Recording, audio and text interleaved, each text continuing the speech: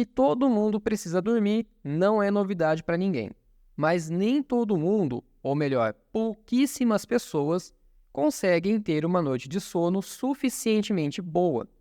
E os distúrbios, tanto na dificuldade para pegar no sono, quanto para permanecer dormindo ou não dormir o suficiente, podem estar afetando a sua memória. Só não vale dormir enquanto ouve esse episódio, porque é com esse tema hoje que a gente vai colocar a terapia em dia.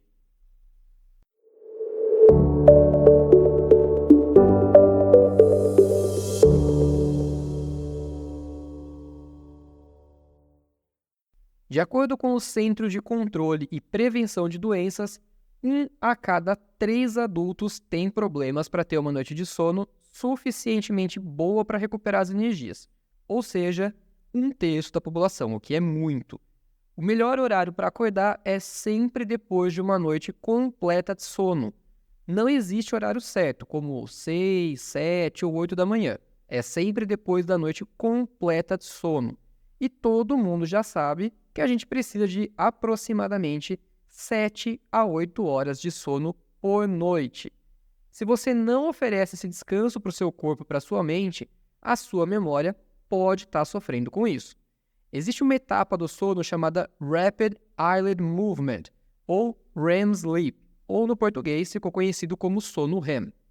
Rapid Eyelid Movement, que numa tradução literal seria movimento rápido das pálpebras ou movimento rápido dos olhos, é uma fase do sono que está associada aos sonhos e à consolidação de memórias, especialmente as memórias espaciais. Também já existem estudos que indicaram que essa etapa do sono também está envolvida no processo de aprendizagem, porque durante o processo do sono REM ocorre a transmissão de impulsos nervosos ligados a determinados tipos de aprendizagem motora. O sono REM foi descoberto em 1950, quando os cientistas estavam estudando os sonos dos bebês. Eles notaram que haviam períodos bem específicos em que os olhos deles se moviam muito rapidamente de um lado para o outro. Essa etapa do sono é caracterizada por uma série de reações fisiológicas, que incluem atividade cerebral elevada, espasmos musculares intermitentes, a própria movimentação rápida dos olhos, aumento da atividade do sistema nervoso autônomo e da respiração. Esse estágio também é chamado de sono ativo, porque apresenta um padrão de eletroencefalograma muito semelhante ao que é visto quando a gente está acordado. E olha só que curioso, durante esse período, esse estágio do sono, que também é caracterizado por sonhos muito vívidos, é muito comum você acordar. Isso indica que o sono REM vai guiando o corpo para um estágio que facilita o nosso despertar. Além dos olhos se moverem muito rapidamente, durante essa fase o coração acelera e a respiração fica irregular. Isso contrasta totalmente com os outros estágios do sono.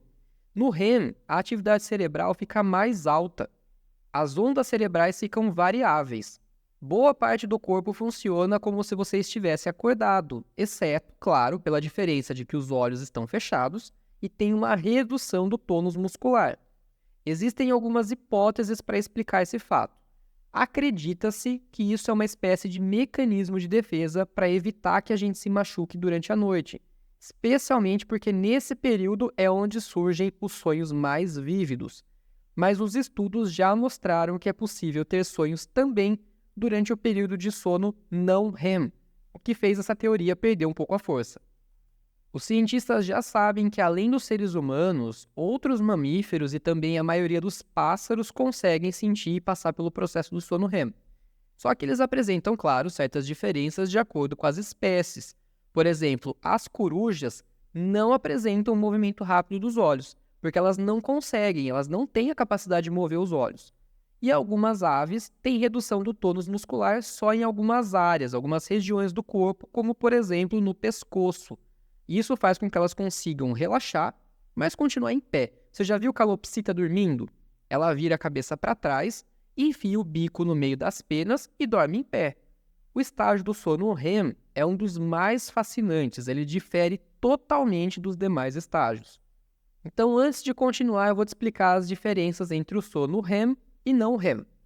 No sono não REM, os olhos não se movem, as ondas cerebrais são muito mais lentas e o tônus muscular é mantido em um certo nível. Já no REM, o cérebro atua muito similar ao estado de vigília, ou seja, quando você está acordado, e o tônus muscular é perdido totalmente. A respiração fica mais lenta no sono não REM, enquanto no sono REM ela fica irregular. E as diferenças que talvez pareçam mais estranhas são que durante o sono não REM, a atividade cerebral é desacelerada e você tem maior dificuldade em ser acordado, enquanto no sono REM, a atividade cerebral aumenta e você pode ser facilmente acordado. Existem 4 estágios principais do sono. O primeiro estágio de sono não REM é chamado sono leve ou N1. É a fase onde o cérebro começa a desacelerar, a atividade de frequências cerebrais mistas de baixa amplitude começam a substituir as ondas alfa que estavam atuando quando você começou a ficar sonolento. Normalmente, essa fase dura de 1 a 7 minutos. O segundo estágio também é sono leve ou chamado N2. É quando os batimentos cardíacos e a temperatura corporal começam a diminuir. Nessa fase, surgem os chamados fusos do sono e complexo K, que são padrões específicos de ondas cerebrais. Eles vão se manifestando à medida que você continua a transição para o sono profundo. Esse estágio dura de 10 a 25 minutos. O terceiro estágio, chamado de sono profundo, ou N3, ou ainda sono delta, dura em média de 20 a 40 minutos. Nessa fase, as ondas cerebrais chamadas de ondas deltas são as mais lentas da noite. É mais difícil ser acordado nessa fase. Quando alguém é acordado nessa etapa, ela sofre a inércia do sono, que é um curto período em que a capacidade cognitiva fica prejudicada temporariamente. Sabe quando você acorda e parece que você não sabe onde você está? Que você acorda perdidão? É nessa fase que você está sendo acordado. No sono profundo, o corpo se recupera, o sistema imunológico restaura os ossos, músculos e tecidos. E o quarto estágio é o sono REM, que dura de 10 a 60 minutos mais ou menos, que é o estágio onde a atividade do cérebro é similar a quando a gente está acordado. Tem os movimentos rápidos dos olhos, tudo aquilo que eu já mencionei aqui como sinais desse período. Todos os estágios do sono são importantes, mas o REM, em particular, tem um papel especial. A maioria dos sonhos surgem nessa fase e são aqueles mais vívidos. O cérebro processa as emoções durante o sono REM, e a amígdala, que é responsável por processar as emoções, vai estar mais ativa nessa fase. Nesse estágio, o cérebro também processa novas habilidades e aprende novas capacidades motoras do seu dia. Por exemplo, quando você faz alguma atividade que você está aprendendo ao longo do seu dia, durante o processo do sono REM, ele vai processar essa informação e gravar algumas delas na memória. Ele vai decidir quais ele vai guardar e quais ele vai deletar. Então, quando você estuda, quando você está lendo um livro, se preparando para um estudo, para um concurso, para uma prova, é durante o sono REM que ele vai escolher quais informações ficam e quais informações caem fora. Os estudiosos acreditam que o sono REM tem influência direta no desenvolvimento do cérebro, além de ativar o sistema nervoso que facilita o nosso despertar. Sabendo de tudo isso, os estudos conseguiram mostrar que durante o sono, o cérebro consegue converter informações de curto prazo em informações de longo prazo, aquelas que a memória grava por muito mais tempo. E sem o sono adequado, esse processo fica comprometido e deixa a memória fragilizada. Alguns pesquisadores descobriram durante um estudo envolvendo ratos o quanto o sono influencia na capacidade da memória. Eles esqueceram de tirar os eletrodos dos ratinhos enquanto eles dormiam e notaram que os ratos apresentavam o mesmo padrão de ondas cerebrais do dia anterior, só que ao contrário. Era como se eles estivessem fazendo uma recapitulação das ondas mentais. E foi assim que eles notaram a importância do sono na formação da memória. Dormir é como se fosse uma máquina de lavar no nosso cérebro que remove as toxinas e hormônios de estresse. Isso significa que quando você está estressado, uma boa noite de sono pode ser uma bela faxina para o cérebro. É durante o sono que ele produz novos neurotransmissores. A gente realmente precisa de uma boa noite de sono para limpar o cérebro e remover as toxinas, emoções negativas, e sem ele, a gente não conseguiria formar as nossas memórias de forma adequada. Ou seja, ao invés de ficar até tarde da noite estudando feito um doido, é melhor estudar só o necessário e dormir o tempo correto, porque assim o cérebro vai produzir os neurotransmissores, vai processar a informação e guardar aquilo que é preciso.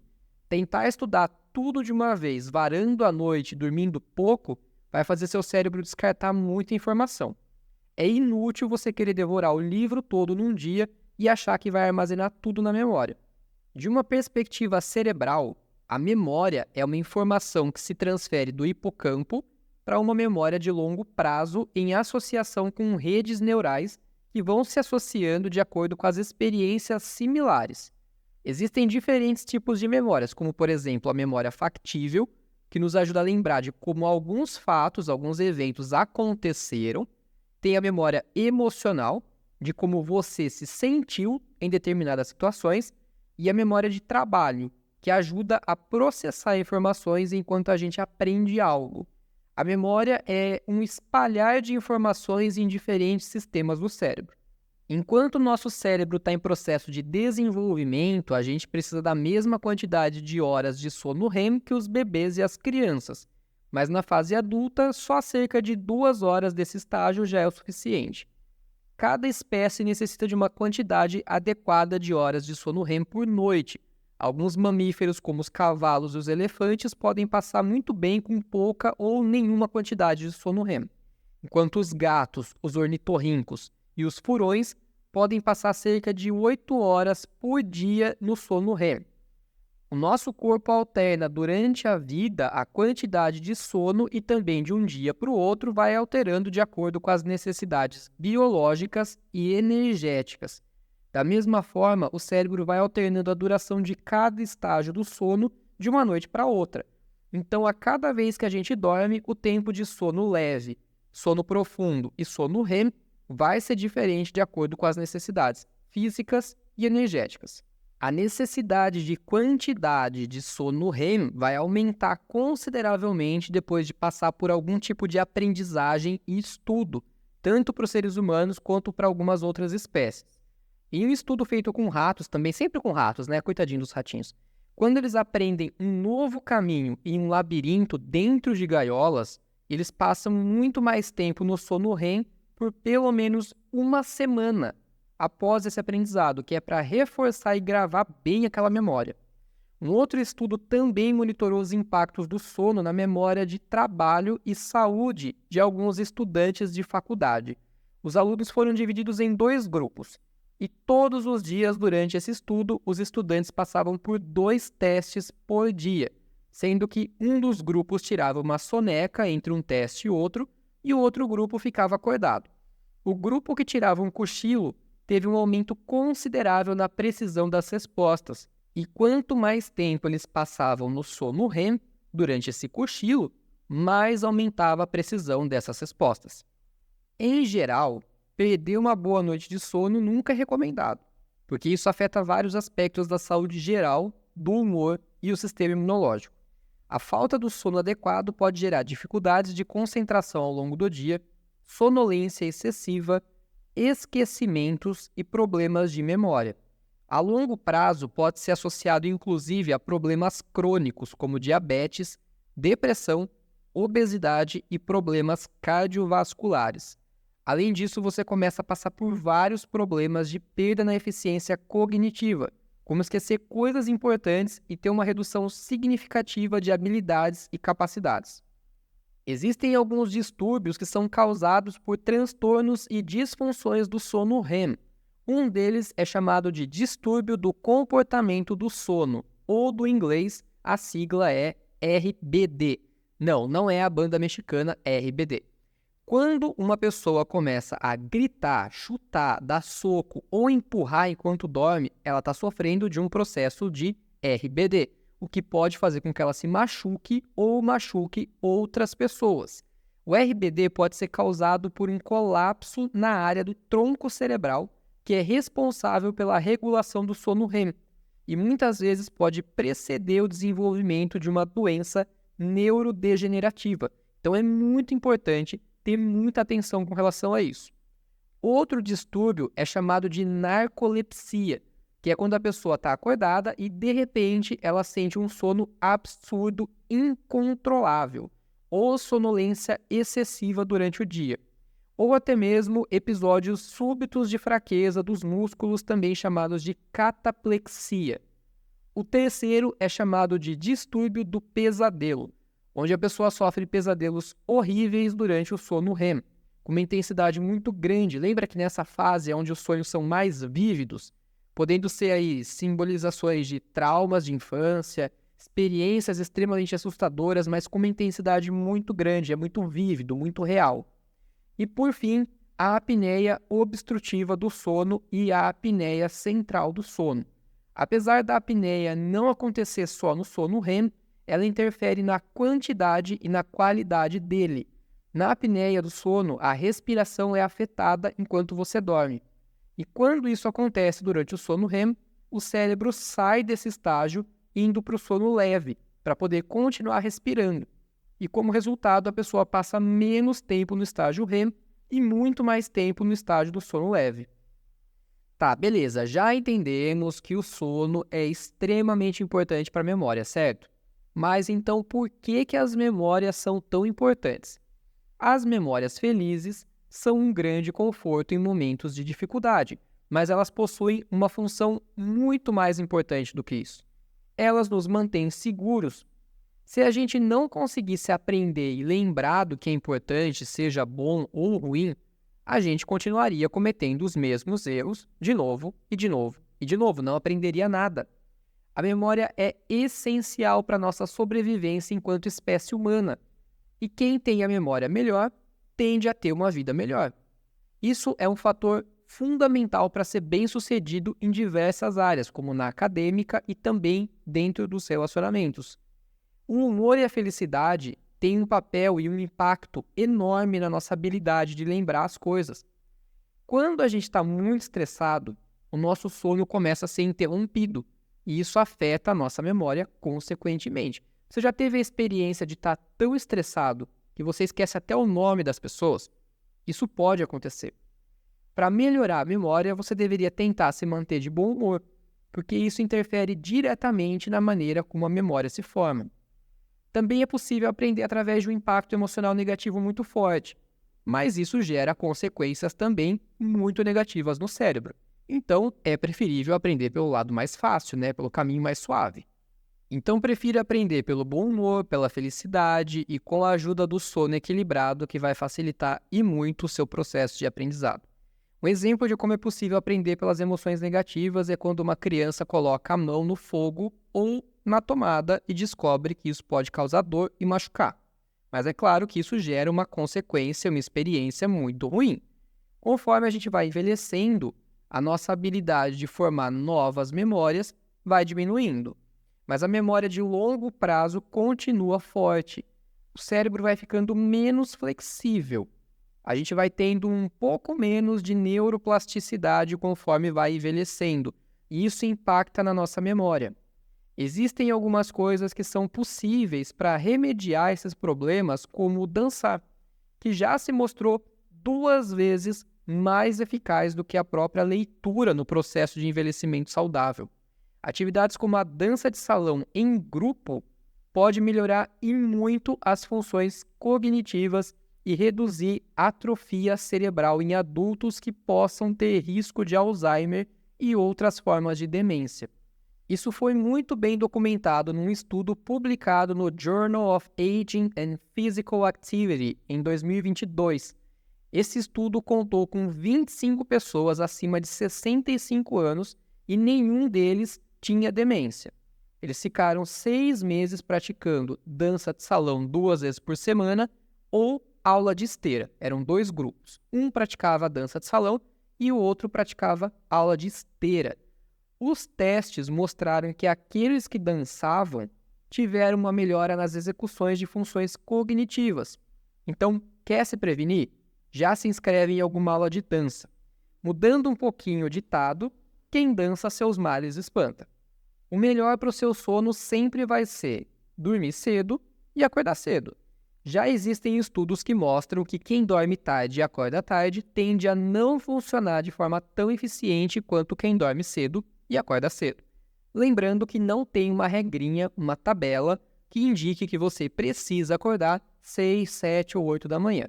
O ideal é sempre dormir cedo, acordar cedo após uma noite completa de 7 a 8 horas de sono por noite, certo? É importante também adotar uma rotina de manter sempre, ou pelo menos o máximo possível, os mesmos horários que você se deita e que você levanta. Começar o dia com uma atividade leve também pode aumentar significativamente as funções cerebrais, liberando dopamina, serotonina e norepinefrina, um neurotransmissor e um hormônio muito importante para a memória e para as funções cognitivas. Então, para manter uma memória saudável funcionando bem, durma bem, faça suas atividades físicas, seja organizado e não esquente a cabeça com coisas pequenas. Não esqueça de evitar cafeína, principalmente próximo do horário de dormir, eliminar ruídos do ambiente à noite e manter o quarto mais escuro possível para a liberação de melatonina. E também evite o uso de telas cerca de 1 hora antes de você se deitar, como o celular, computador, TV, porque a luz azul que é emitida por esses aparelhos eletroeletrônicos afeta a qualidade do sono. Se você está ouvindo esse podcast antes de dormir, eu quero te desejar uma boa noite de sono e não esqueça de compartilhar com alguém que precisa saber dessas informações. E a gente se vê no próximo episódio para colocar a terapia em dia juntos. Bons sonhos e até lá!